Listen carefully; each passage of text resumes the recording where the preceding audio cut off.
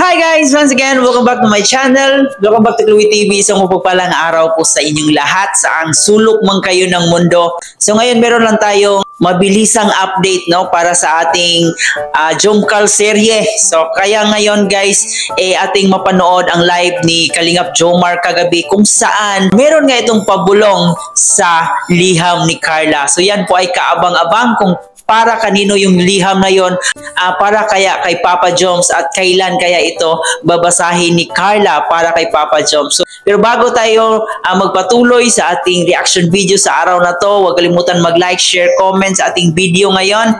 And of course, baka naman pa-subscribe na rin po ng ating channel. Pakisama ang notification bell para sa karagdagang update dito sa ating Chloe TV. Huwag din natin kalimutan, palaging suportahan ang pinakaama ng Kalingap, si Kuya Bal Santos Matubang, si Ate Edna Vlog, si Kalingap Rab, at syempre si Jack Matubang. Suportahan din po natin ating Keyboys, Kalingap Partners, at ang ating charity vlogger sa Pilipinas. So yan guys, na napapansin nyo po ang ating thumbnail dyan kung saan makikita po natin si Carla at si Papa Joms na sobrang fresh na fresh. Mamaya malalaman natin kung ano kaya nangyari, bakit fresh na fresh silang dalawa. So panoorin muna natin itong clip video natin mula kay Kalingap Jomar. Ano si Carla? Like ano rin, tawag niyan?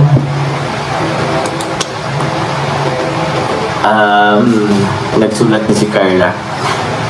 So siguro looking forward tayo na balikan. Yung nakagtan si Carla, yung message po ni Carla. Ay. Yun. Thank you po.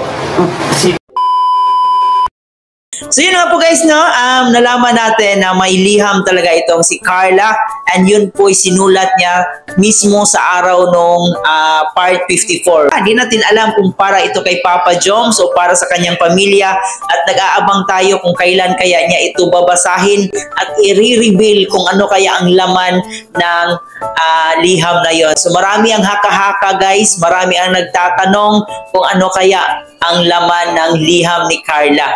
At yun po sa live ni Kalingap David kagabi kung saan nandun si Papa Joms na umatin sa birthday celebration ni Kalingap David.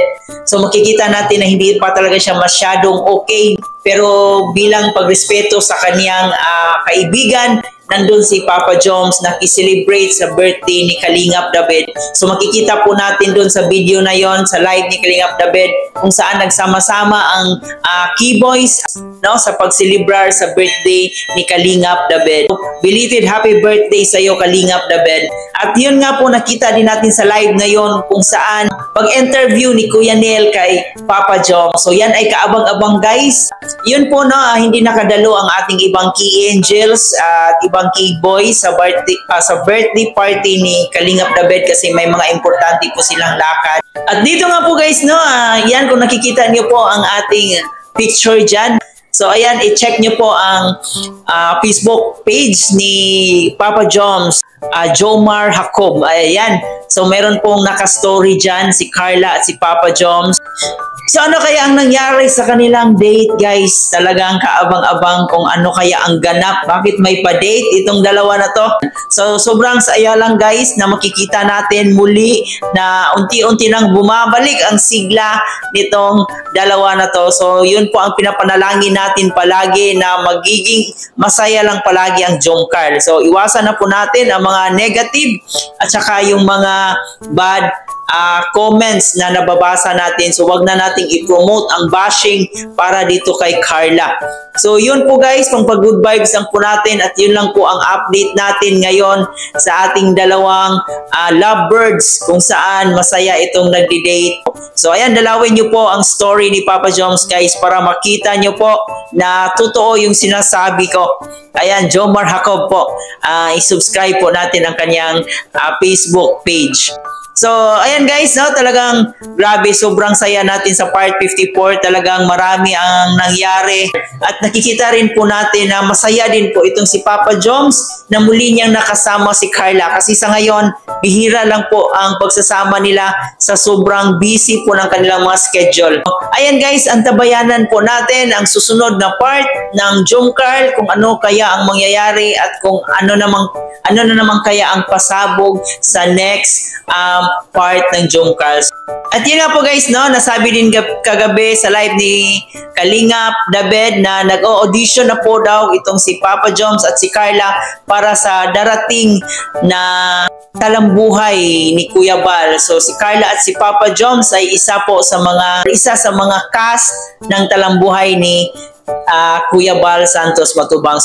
So yun po ay kaabang-abang guys, kasi mostly sa ating mga keyboys at key angels kasama po dito, at syempre ang mga love team na rin kasama din po sa cast sa talambuhay ni Kuya Bal. So abangan po natin yan kung kailan ipapalabas ang trailer. So ayan guys, yan lang muna ang ating reaction sa araw na to. Sana'y nag-enjoy kayo. Huwag niyo pong kalimutan bisitahin ang Facebook page ni Papa Joms. Nandun po yung post niya kung saan masayang nagsasama si Papa Joms at si Carla ngayon.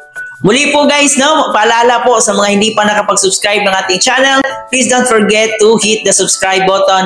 Isama niyo rin po ang notification bell para mas updated po kayo sa ating mga gagawing reaction video. Muli po, marami pong salamat.